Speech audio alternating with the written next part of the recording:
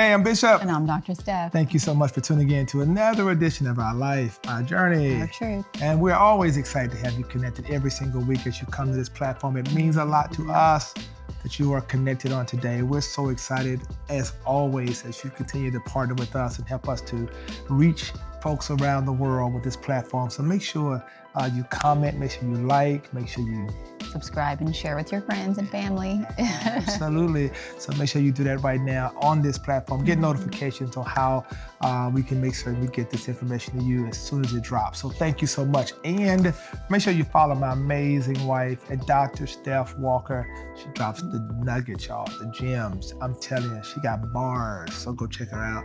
Follow me at Joseph Walker. Yeah. Y'all know what that means. Follow me at Joseph Walker 3 on Instagram as well. We appreciate that. And of course, make sure you spend a little time going to josephwalker3.org, get our book, Becoming a Couple of Destiny, and other things out there that can be a blessing to you. We appreciate it so very much. And we thank you so much. So today, guess what? There's an acronym called FOMO, fear of missing out. But we want to put a spin on that thing. Talk about JOMO, the joy of missing out. And right? how? How can people get to a place where you're not living vicariously through other people and their expectations about where you need to be, what's important to them, and you miss the joy of doing the things that are important to you? Yeah. Now, we said, I want to preface this, we said it on multiple episodes, but I'll say it again.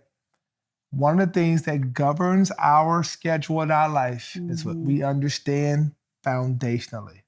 That when you say yes to one thing, you're simultaneously saying no to something else. And you have to be able to determine the value of your yeses and the value of your nos. Yes, 100%. Right? Yeah. And so sometimes we have this fear of being in the in crowd, or I got to go to this event because everybody's going to be there, or this or that. This is going to be so great, and so this or so that. And then when you can't do it, then you're miserable because now you're looking on Instagram and seeing this and that, and looking on Facebook, the highlight reels, and seeing and feeling like you've missed something. Right? In fact, the joy of missing out was that look at what you were able to gain. You use that time to spend with your family, your kids, very important dates they had, or things of that nature. So or build your business, or whatever you have going on in terms of your own personal goals, short-term sacrifice for long-term gain, whatever your reasoning was for missing out. Were you really missing out, or were you really getting ahead? Were you really missing out, or were you spending quality time? Were you really missing out, or were you building something, whether it be building your relationship, building your health, building your mental space, building your, business, like whatever that thing is that you were doing instead of that, as opposed to looking at it as you were missing something. Think about it in terms of what you've gained with that time. Yeah, and I think there's a pressure sometimes. I know I live with this, the pressure of pleasing people. The pressure of always saying, yes, I can be there, I can do that. And it doesn't mean that those things are valuable or important. They are. There's some great opportunities at those tables, right? Some great opportunities in those spaces. But of those spaces. Yeah.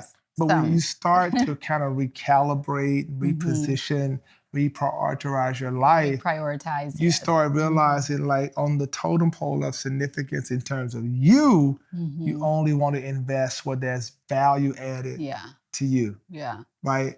So you can get beyond just what's everybody doing, visible added to value added. Who was there? So-and-so was there. So-and-so was there. Where were you? Instagrammable. Yeah.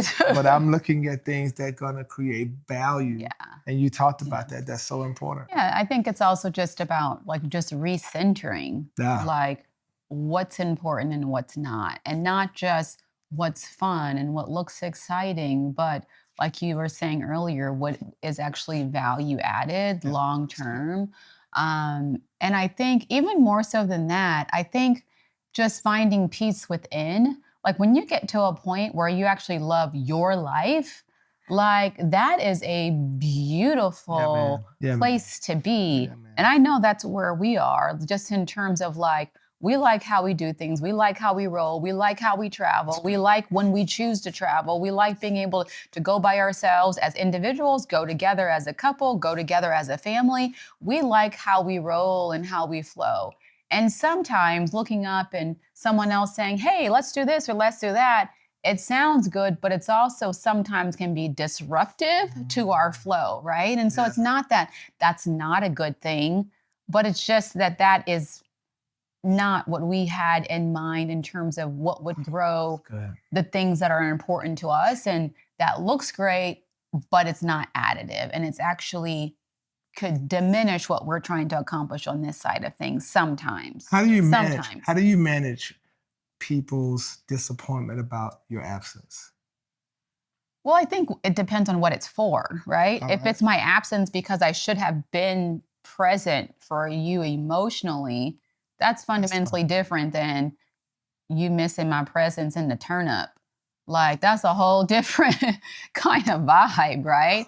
Like, you know, wanting to fly to Miami to be on a yacht to do da-da-da-da-da, that's fine. But if I have other priorities and other things that are going to get me to that next level in whatever aspect of my life I'm trying to engage in, I'm okay with you being disappointed because I know that I'm growing and I'm thriving over here. If it's something that I missed and I should have been there, that's a different kind of emotion. It's not like, oh, I don't care.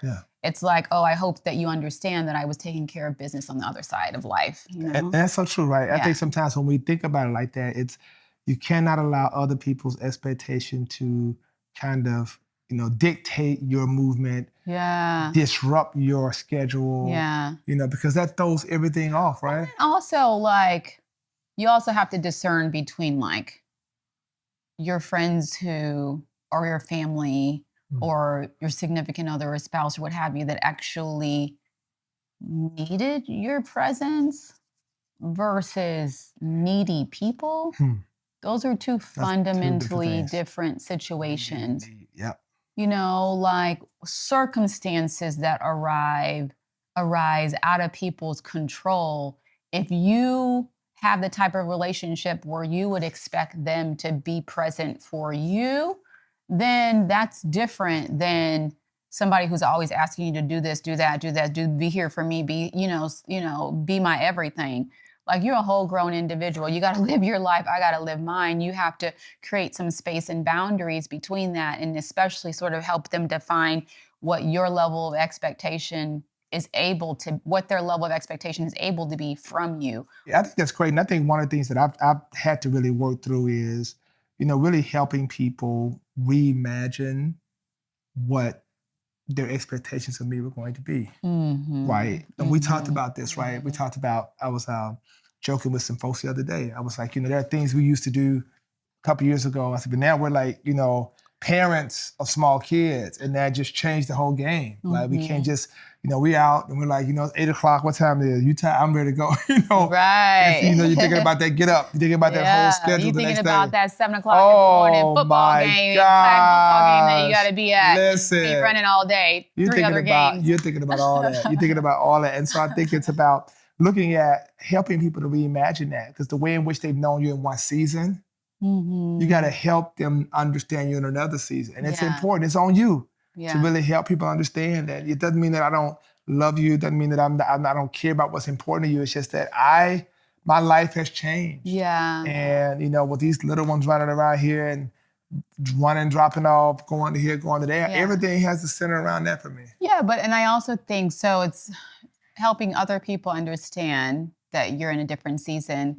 But it's also reconciling with yourself, right? Because it goes from fear of missing out to the joy of missing out. Like, what are you gaining by being present? The smile on that child's face. Like, this brings me joy. Gosh. That used to bring me joy in that season. This brings me joy in this season. Oh my God. And being honored. I am honored to live the life that we're able to live with our kids in our marriage and doing the things that we're doing. It might not be super sexy to somebody from the outside looking in, right? But for us, like, this is our jam. This is our mojo. Like, this is what brings us joy in this season. And for many people, your seasons and those things that bring you joy will shift. And being able to give yourself permission to do that, being able to give yourself permission to move your priorities around so that you don't stay stuck, so that you can continue to grow, so that you can continue to enjoy the gifts that God is giving you. Like there's so many things, so many various ways that we've been blessed in this season. I think because we have honored what God has been blessing us with. You know what I mean? He gives you a little, what are you going to do with that? If you don't do right by that, then what happens? Do you think he's going to give you more? Do you think he's going to allow that to grow, give you increase in that area? Like being able to do well with what he's blessed you with, I think is huge. That's real good. Like, and having that awareness, having that mindset to understand to be a good steward. We talked about that. How can I be a good steward of the opportunity that God has given to me? And I think that when you do, focus in on those things that give you joy. I think it kind of counterbalances that emotion of I feel so guilty or whatever. Like, no, man, I feel great about getting on the plane early, coming back home, and my kids, come up the stairs and see me, and they're like, "Daddy!" It gives me joy. Or when I'm thinking I could take this guy trip, we're going over here to do so and so, but my son, has a baseball game and every time he, makes a play, he's looking over there for me and he's making eye contact just to make sure Daddy saw it. Those things right there, man. And I would even say, let's say you're not married. Let's say you don't have kids. Like being in that season of peace where you can enjoy time by yourself, like maybe you have an option to go on a girl's trip or a guy's trip, but then you also have an option to travel by yourself. Like maybe you can go to, Paris for the 5th time with a friend, or maybe you can go to Tahiti by yourself. You know what I mean? Like being able to explore and do things alone sometimes will also bring you joy, will also bring you peace. Not always having to be a part of the crowd and learning to love yourself for who and what you are and being able to pour into yourself. That's the joy of missing out. Instead of being crowded and surrounded by all these people, like, I love y'all, but we went on a trip last month. Let me go ahead and pour into myself and be okay missing out while I rejuvenate, missing out while I rebuild, missing out while I heal perhaps, missing out while I am re-engaging and getting to know myself better so that I can treat myself better, prioritize myself better, be healthier mentally, spiritually, emotionally, financially, just so that I can just sit down somewhere and recalibrate so I can be the best version of me that I can possibly be. That's the joy of missing out, knowing that you are pouring into yourself too. And to be at a place of peace about it. Yes. To be at a place of peace, to say, you know what, I'm unbothered by the opinions of other people. The pressure. Truly, I'm truly doing. And one of these we want to make sure you do is not to go through life, look back and be regretful and resentful about what you could have, should have, would have done, but take control of your life now and say, I have to make sure my priorities are doing this and that so that I can accomplish the things that give me joy. That's important, right? And there's some legitimate things that we do, have fear of missing out on. I mean, it's a fact. Sometimes you want to, let's see, a whole list right here, stuff I don't want to miss out on. But no, but there are things. There could be events, there could be concerts, there can be, homecomings, there can be a variety of things that maybe give you life. And then you realize I have to make a decision. And I'm not suggesting that you should not go to those things. I'm just saying that there comes a moment you pick and choose those things that align with your values now and your agenda, your priorities now.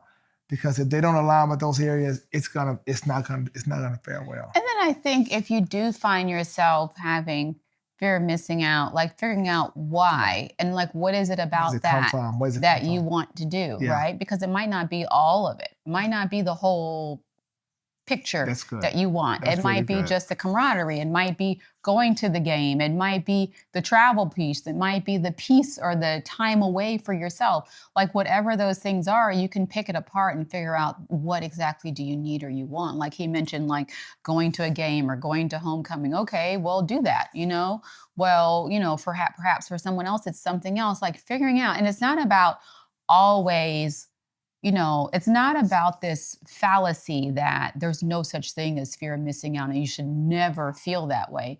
It's just about getting to a place where you love the life that you live. Yeah. And that you're not guided by what everybody else is doing.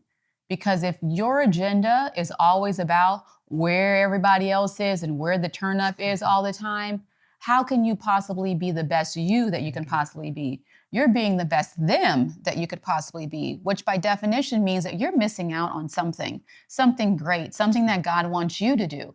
So you have to be able to pick and choose some things you need to miss to keep you out of trouble, to keep you focused, to keep you from dating that crazy dude or, whatever, right? There's some things that you need to miss. And so being able to pick and choose and finding your joy within is really, I think, our point. One of the things that we live by, and we use the scripture here, we use it in a lot of other spaces, but the blessing of the Lord maketh rich and adds no sorrow, meaning that whatever we align ourselves with, it should never stress us out. It should always bring peace. We want to be here. It's not stressful. And we're socialites. Don't get it wrong. We are social. We get out there.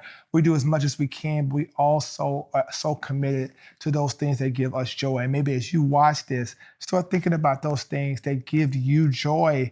Start thinking about those things that you can invest in, that you can build, as she said, your business, your brand, build your relationships. So you're not just living at the expense of other people and what their expectations are for your life. Well, because what you think you're missing or what you refuse to miss can ultimately end up being very costly. Very much so. Because you're spending time chasing, going, doing.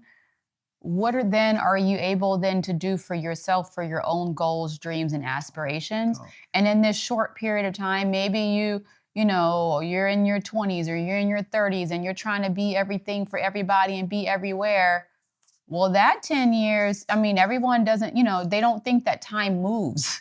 You don't get this time back. Never. You're going to look up and be 10 to 15 years older and be still sitting in the same space. Correct.